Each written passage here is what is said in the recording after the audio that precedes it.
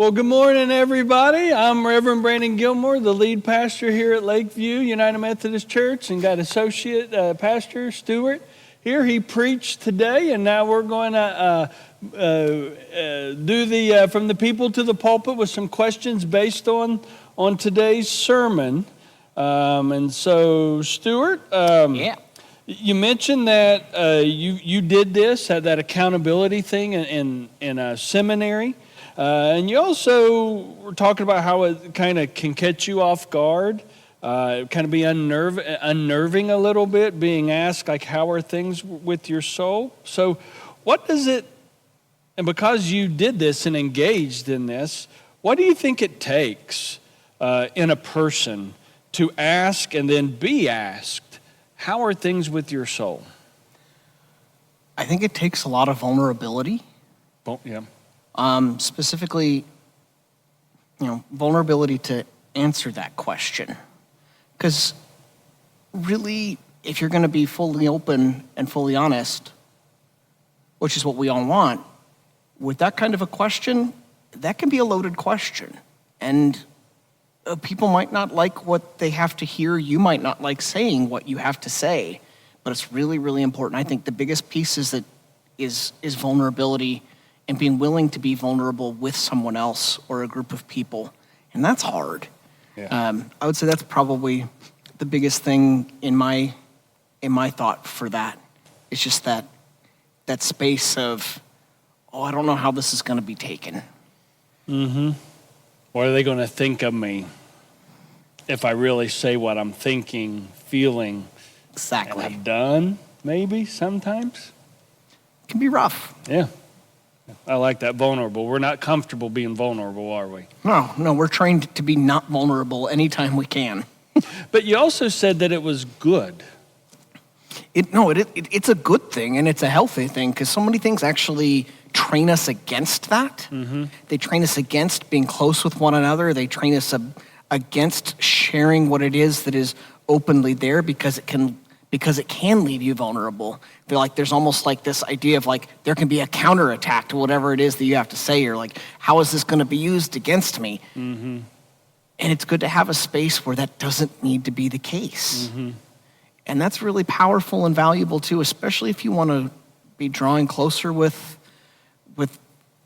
fellow Christians in growing your discipleship. That only happens, it's not just enough for prayer, but with you and God. Mm-hmm. You need to have those conversations outside of, how are you doing? And that goes both ways. Mm-hmm. Yeah, I like that.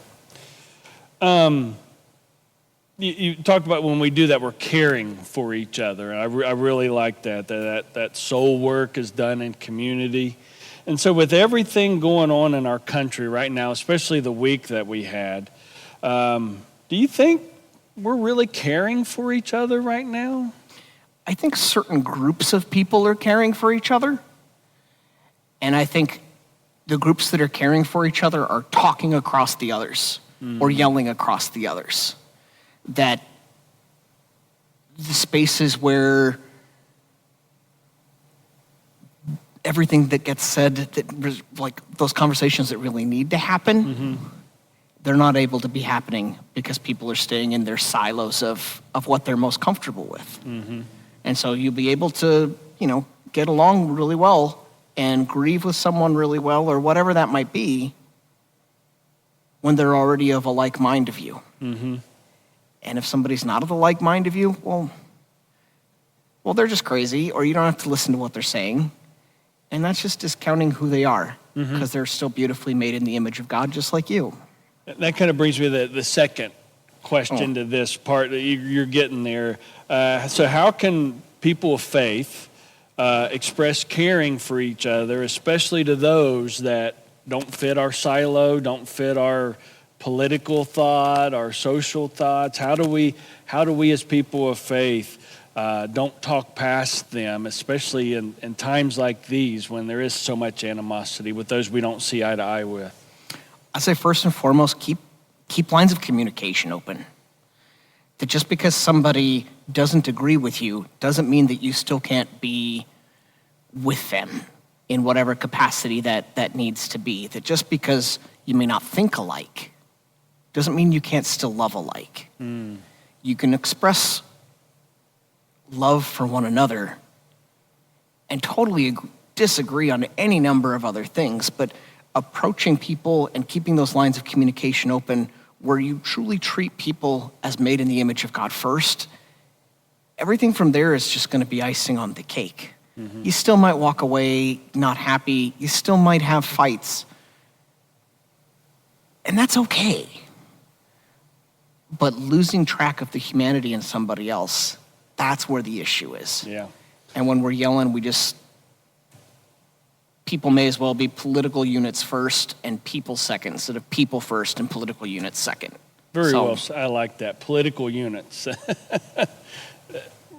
Devoid of humanity. I like that. Oh, I really like that. That'll preach, won't it? I certainly hope so. All right. I don't know. I said it on my Facebook the other day. Yeah, I've been off all social media this week. It's been a wild one.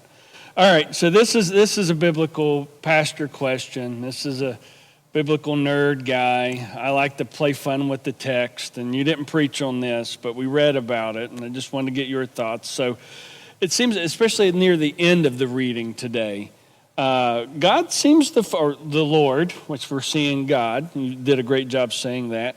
It seems that God focuses on Sarah laughing about getting pregnant at that age.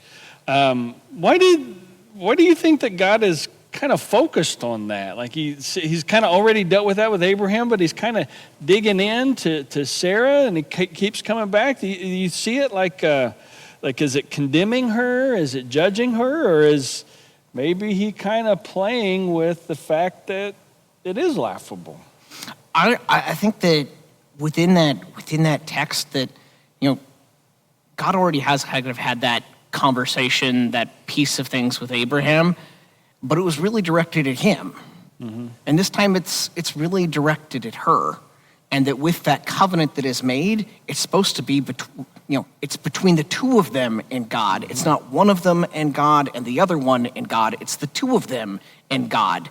And so I think he's working towards being good with that open-ended faith piece that I was talking about. And I don't think she's quite there yet.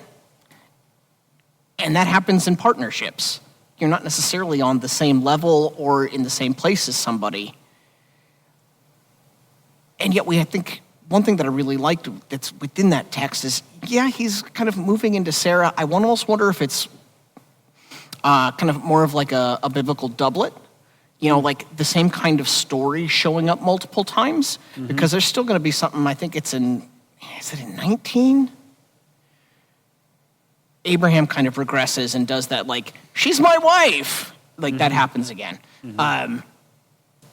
And so I wonder if some of it is that doublet, but I also wonder if it's because all parts of the covenant need to come together, not just some parts of the covenant. And it does get to the point where it says, I forget which one of them, I think it says that Sarah is afraid. And I wonder if that goes back to, she just realized that God is here too, just like Mary sees an angel and afraid, and the shepherds see an angel and are afraid. I wonder if it's that same kind of reaction, that not like afraid, like, oh no, but like a awe and wonder of the Lord kind of afraid instead.